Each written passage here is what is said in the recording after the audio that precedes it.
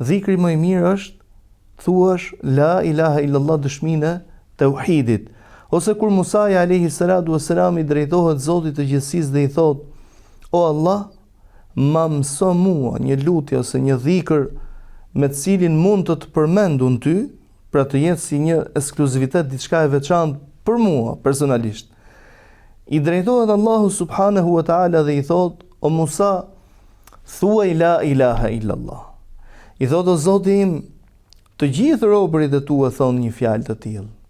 Thot: O Musa, nëse 7 palë qiejje e toka bashk të vendosen në njërën anë të peshorës dhe fjala la ilaha illallah të vendoset në anën tjetër, i bindur se fjala la ilaha illallah do të peshojë më shumë ose do t'i ngri në ajër të gjitha këto të cilat i konsideron madhështore pikërisht për nga krijimi i tyre, domethënë për nga madhësia e tyre.